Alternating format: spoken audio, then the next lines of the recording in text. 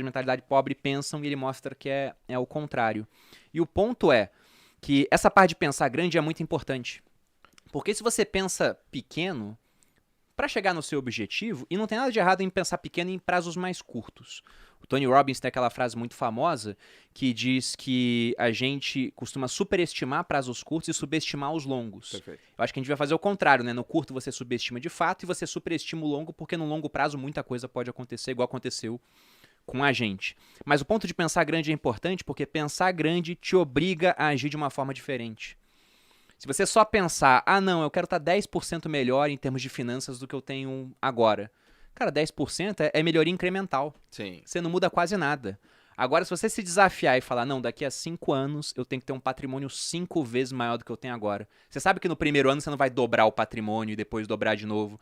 Você vai saber que vai ser uma curva, mas você tem que fazer alguma coisa que vai te dar um baita resultado depois. Isso te obriga a agir de uma maneira que você nunca pensou em agir antes. Sim. Então esse é o ponto. Tem uma hora que ele fala, né? Tem que empreender, não tem que me livrar do meu contra-cheque estável. Ele fala que não precisa. Mas o único ruim de um contra-cheque estável é que isso coloca um teto para os seus rendimentos muitas vezes e te impede de fazer outras coisas. Então o ponto é, pense, né, grande e como que você vai fazer para transformar esse teu pensamento grande de fato em ações que vão gerar ótimos resultados. Pensar grande é fundamental. Até porque pensar, grande ou pequeno, o trabalho é o mesmo. A prática que vai ser diferente, mas só de pensar grande você já faz o exercício pensando em hipóteses que você nunca contemplaria se fosse pensar pequeno. Cara, ô Bruno, eu quero fazer até uma consideração também. A gente escuta assim, né? Sonhar grande e sonhar pequeno dá o mesmo trabalho. Mas pensar grande e pensar pequeno, você acha que dá o mesmo trabalho? Em termos de meta, Por exemplo, assim, ó, você pensou grande para atingir 5 vezes o seu tamanho. Não, eu até vou falar diferente. Você pensou em crescer 5, pensou em crescer 1, dobrar. Dá o mesmo trabalho? acho que sim, cara. É. Se você, vamos supor, eu gosto de separar períodos do dia para pensar. Não que minha cabeça respeite esses períodos, né? Ela costuma pensar depois disso também.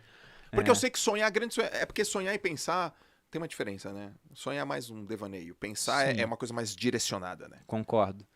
Mas por que eu digo isso? A gente não controla tudo que a gente pensa, né? Eu Exatamente. tô lendo um Desaparece. pouquinho do Nietzsche, que talvez eu coloque no meu clube do livro lá. Tô pensando se eu coloco porque a filosofia do Nietzsche é assim, ele cospe tudo num livro e foda-se você pra entender, então tem que ter uma aula antes pro pessoal aprender a ler Nietzsche e uma depois pra falar sobre o que leu. Primeiro palavrão. Foi de fato. E foi citando Nietzsche. Já faz um Reels aí, É ô palavrão, Kaique. é palavrão com classe, velho. Aqui a conversa, galera, é Lorde. Vai por mim, pô. Mas o Nietzsche, ele tinha uma ideia, ele tinha uma frase dele que ele falava, há algo que pensa em mim.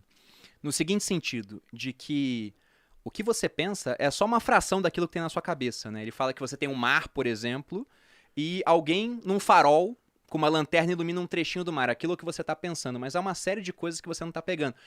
E ele ainda fala, quem é o cara que escolhe pra onde tá apontando o farol? Ele fala, não é a minha mente consciente, é, sei lá, o meu corpo que tá fazendo isso. Mas ele fala, você não tem controle sobre tudo que você pensa. E pra ele, inclusive, aquilo que você pensa é a parte menos importante do seu pensamento no final das contas. O que tá em volta que é muito mais importante. Mas, por que eu tô falando isso?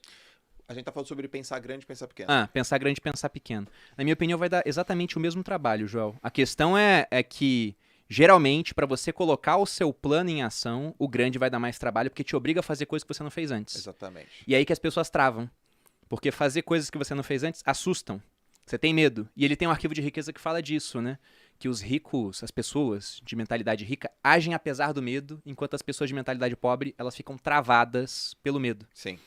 E se você deixar que o medo te trave, você não faz nada diferente. Se você não faz nada diferente, você fica no mesmo local, apenas com melhoras incrementais. O que pra quem ganha muito bem, talvez seja interessante, mas pra quem tá na merda, tá endividado, precisa de renda nova, não tá satisfeito com o trabalho que tem, é a morte, pô. É. Então você tem que fazer coisas novas. E pensar grande vai te obrigar a fazer coisas novas.